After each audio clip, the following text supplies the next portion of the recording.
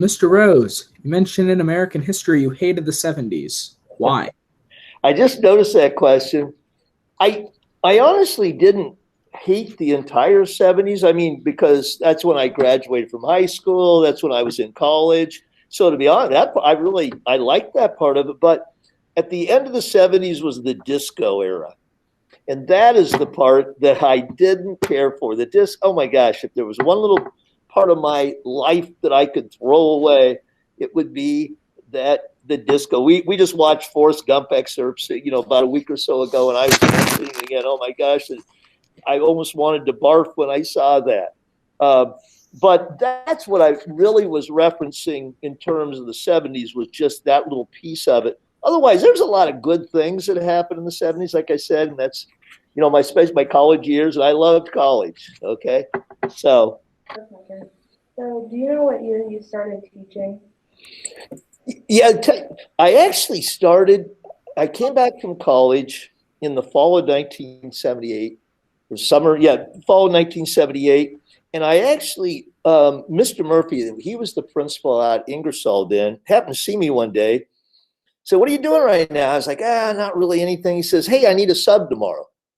Why don't you come out and sub? And I was like, okay. Because, I had just got my teaching certificate. I'd gone through student teaching, but I didn't have a job lined up because I had come back to, my dad he was in the throes of Alzheimer's, and I wanted to help my mom out. And so I said, sure, I'll do that. So I actually subbed for the next year and a half while I was actually working another job. And that was in 78. And then my first full-time job was in 1980 over at Avon. I was there for 9 years.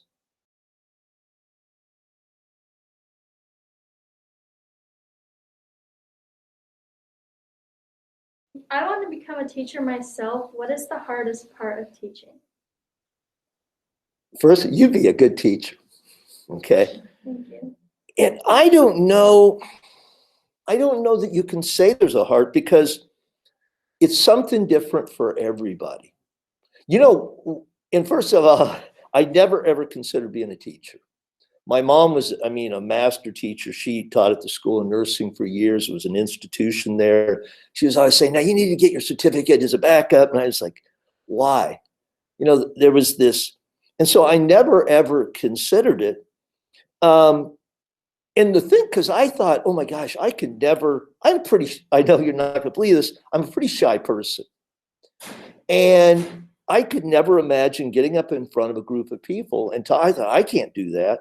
There were some teachers I thought they were really good at it. There's no way I can do what they did. And so maybe for some people, it's just simply getting up in front of people. Though you get, the point, I don't even think about it. It's different for everybody. And everybody has different strengths. Everybody has different weaknesses. And so I guess, I'm so glad you want to go into teaching. We need people like you in it. But I'm not sure. I think that's going to be different for everybody. So, and maybe I've been doing it for so long that I've forgotten maybe what the hardest parts are. Most of it kind of comes natural now. My question was, who has been your favorite coworker in all of your time here? Eliza, was that your question? Yes. I saw that, and that maybe there's no way I can fairly answer that, because I've had so many people. I was thinking back the other day on all these people I've taught with over the 40 plus years. And there's just so many of them. I've just had so many great people. And I don't know if I was honestly going to say, to answer that, maybe the person that I would probably mention would be Martha Haar, because she and I were pretty close and really, really good friends. And so oftentimes the teaching was an extension of our relationship. Okay. And we would talk about it a lot, and it was just part of what we would do together. And so, she might be the answer, but my gosh, there's just been, so many wonderful people, both here and in Avon. I wonder who created that question, because you're really going to put me on the spot. So you've made an impact on a lot of people at CHS. Who inspired you? First of all, thank you. You know, I don't ever feel like I've been that inspirational. I'm just sometimes just trying to live up to all these other people that I've taught around, that just to do a fraction of what they've done. You know, who's inspired me? I had a fifth grade teacher, Connie Schwartzbaugh, that for some reason just really, really impacted me. And I'm not sure why. I just enjoyed her class so much. She gave me a love of reading. So there's one. I've had so many good teachers. In terms of just, you know, again, trying to find one specific one, I'm not sure I can do that. But Connie Schwartzbaugh would be one that, you know, my brother and I both had her. We still talk about her and how much she just created this love of learning for us. So what is your favorite section to teach in American history? Okay. First of all, I love the 20th century. So I love what I've been teaching since I came back to Canton. My favorite unit has to absolutely be civil rights movement. And because I think it's a unit that every student needs to have. And also, you know, and the extension of that is the Jim Crow years. Because if this country is ever going to live up to what it's supposed to be, we need to see what happened during that period and keep expanding and realize that battle, it's not over, okay? And just the courage of those individuals. Right now, Anna O'Brien is reading a book about them. She's doing a little project on it. And I hope that they inspire her, you know, and I know over the years, I've had a lot of students that have told me that that might be the unit I taught that maybe had the biggest impression. That and the one on the Red Scare was the other one.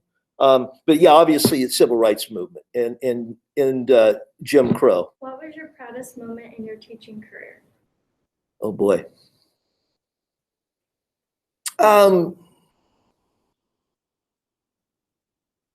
Probably, it's been a number of years ago.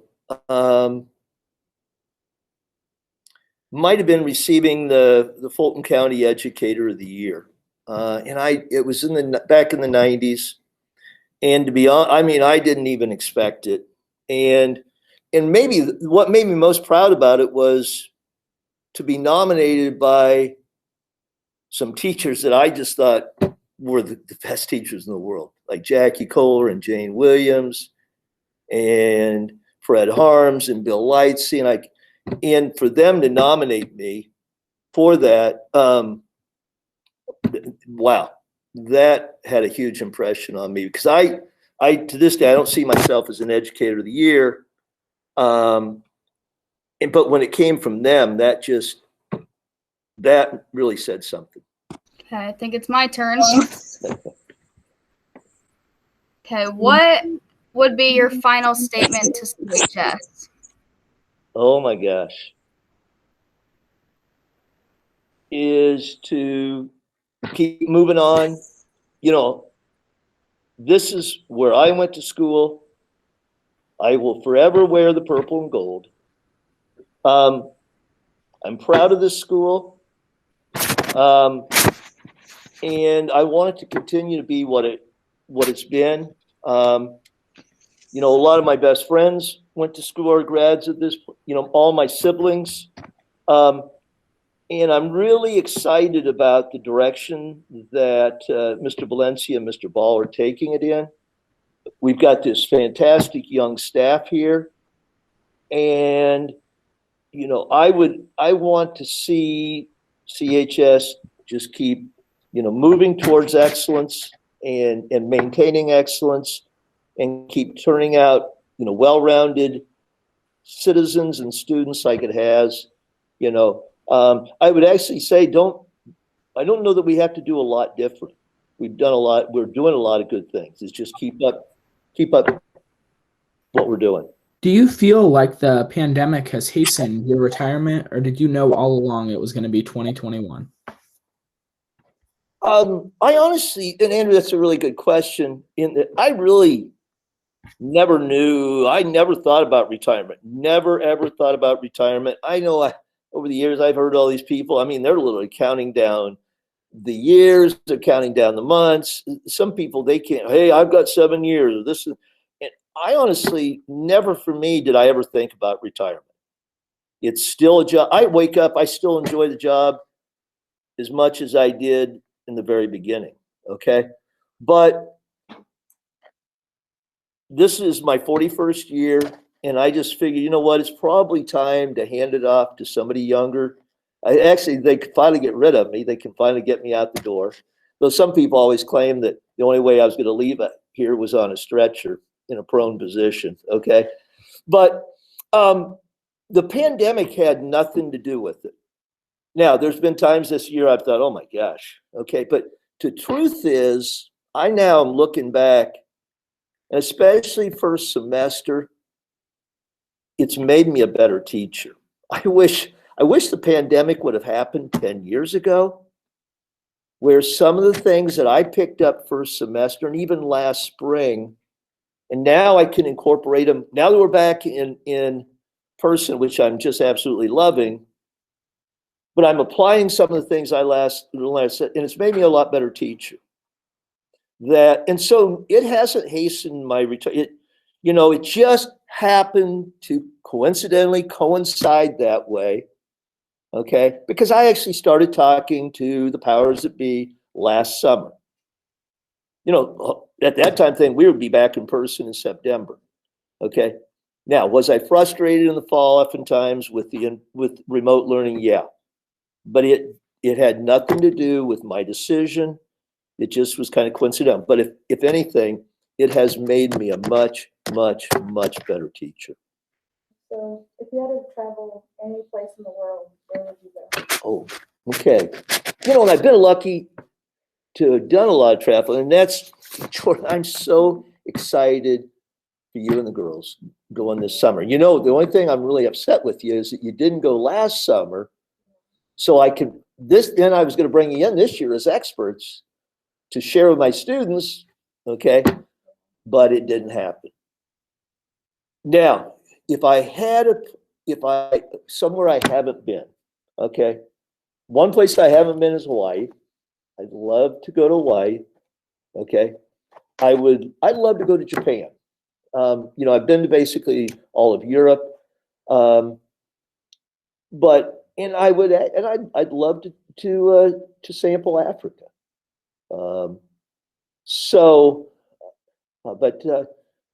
Really, to be honest, I've been to most of the continental United States.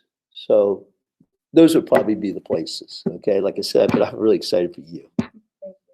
What do you plan to do during your retirement? Yeah, and there are people that sometimes it's almost like they're worried about, we're really worried because we don't know what you're going to do now. And it's like, I can't get everything done now that I need to get done. I'm going to have plenty to keep me busy. And first, I'll get more involved in some community things. There's some things in the church that I'm going to get more involved in. I will continue to go to the Y. I've been kind of slacking lately. I'm going to continue, and I'll probably come back and sub once in a while. I'm going to continue to help coaching, though. I'm going to do it on a volunteer basis.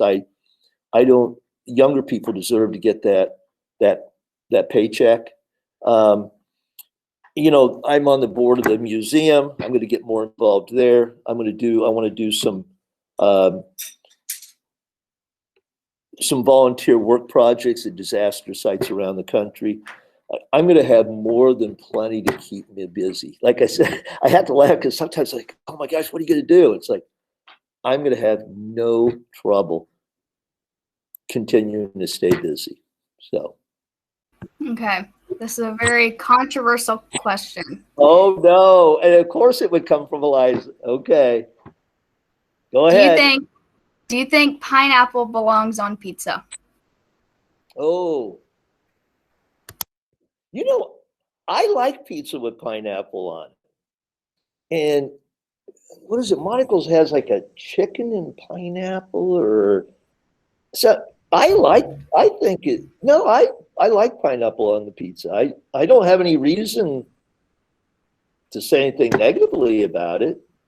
So I didn't realize that was so controversial.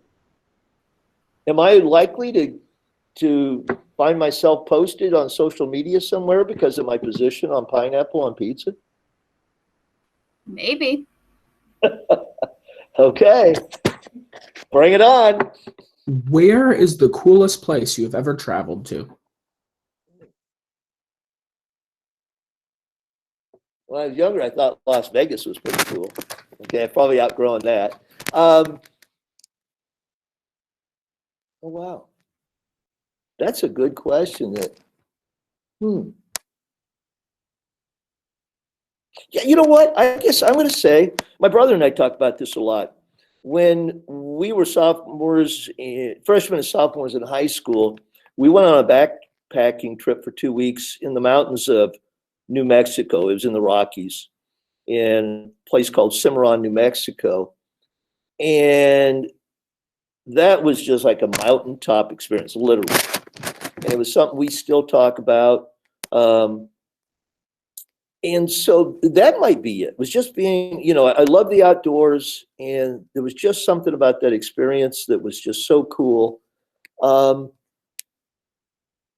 not a real urban person. I mean, all three of my brothers live in San Diego, Chicago, and Pittsburgh. They're more of the urbanites.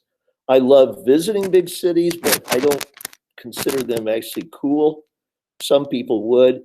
It would be something, Andrew, that's like I said, more, more remote, more back to nature. Because the other thing is the Rocky Mountains, Colorado, for me is really, really, really cool. I used to go out there skiing every winter. That was cool. Okay, so what is one of your favorite memories from working at CHS? There's lots. In fact, there's mostly are all favorable. I have very few unfavorable moments. Some of my most favorite moments are every commencement, seeing that latest group of seniors go across the stage and just being so proud of them, knowing they're going on, that they're going to make great things of their lives. They're going to make us proud. They're going to make this community proud. So I would say, the commencements are favorite times of mine. Obviously there's some sporting moments. Actually, there's even, several moments with student council. I still remember, and I always used to talk about this in civics, years ago, a couple of student council students of mine, Bailey O'Brien and Brenna Barnhart, who there was a huge controversy going on in the community. I mean, it was bad. And they literally called a town meeting.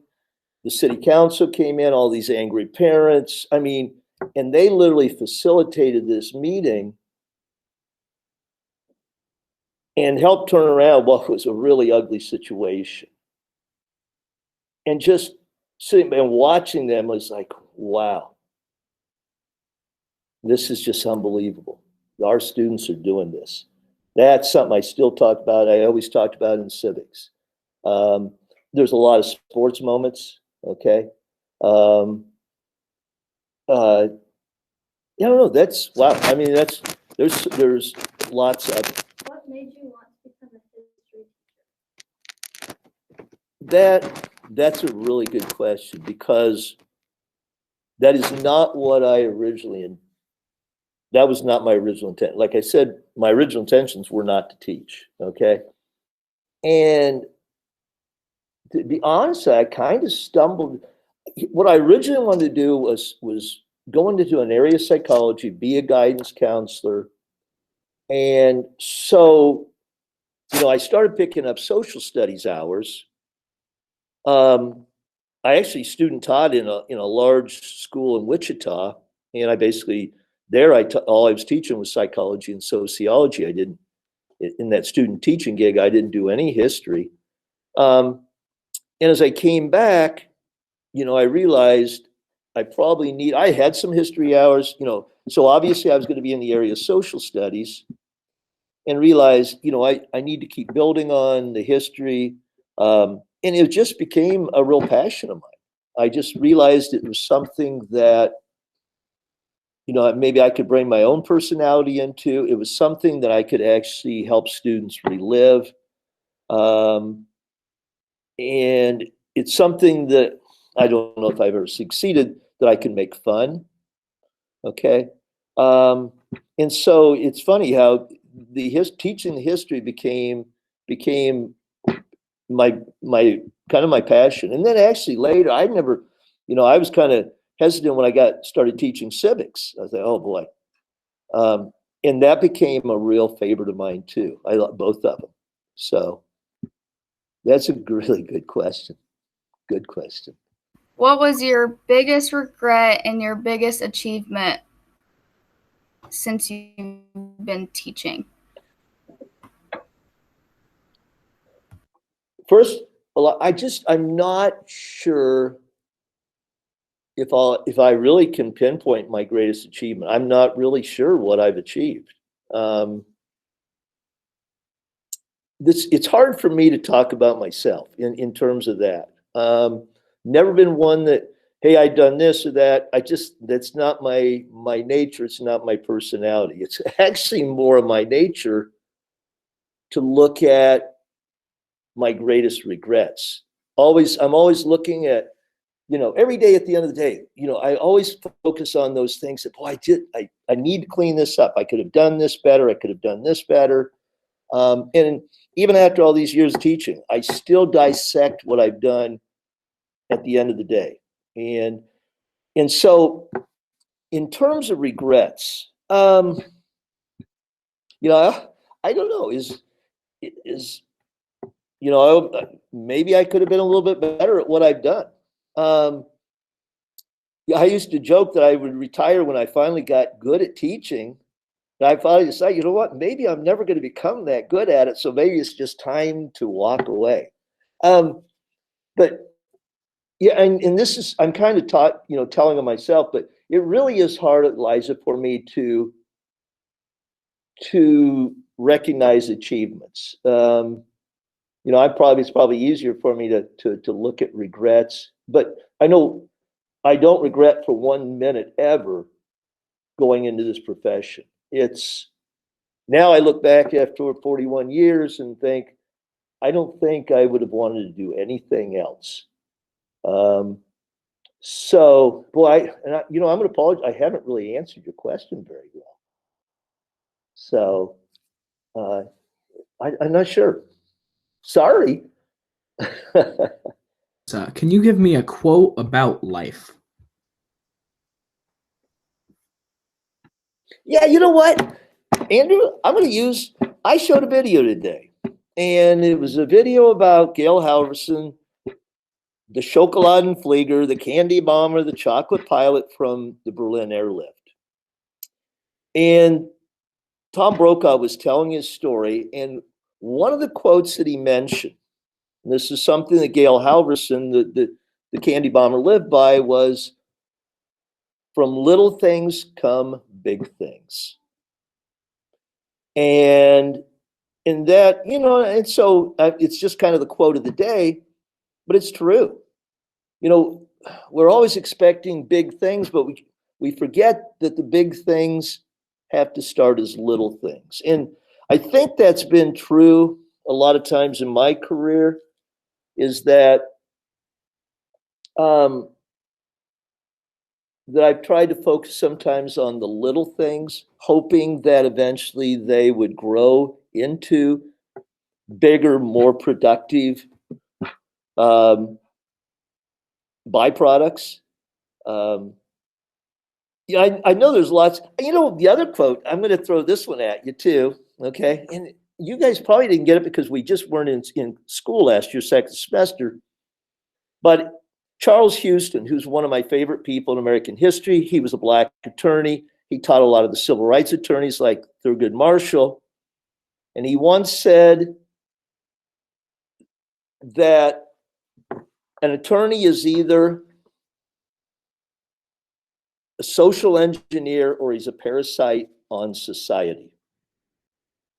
And now I want to take that beyond just attorneys, but you know, I'm hoping that in some way I've been a social engineer.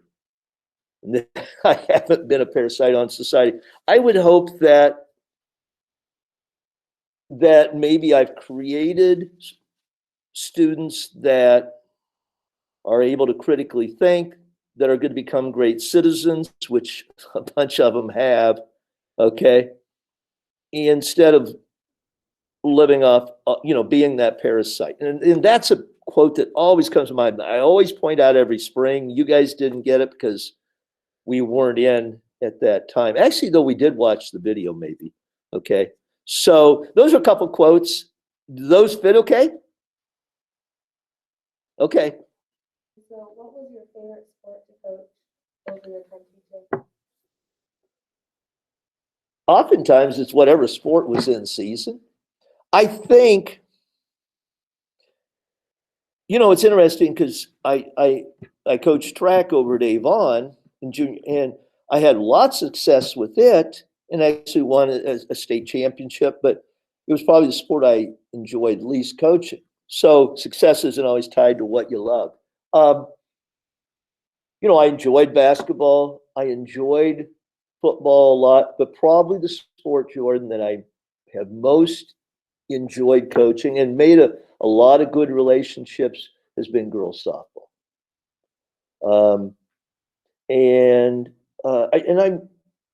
I'm not sure why. Maybe it's the sport itself. Maybe it's because I was able to kind of help develop the program. I've seen it grow. And also, there's been quite a few people that played for me that have come back and coached for me. That's what's really been neat. And have gone on to become, are good teachers and coaches themselves. So probably girls softball. Yeah. What did you like most about teaching?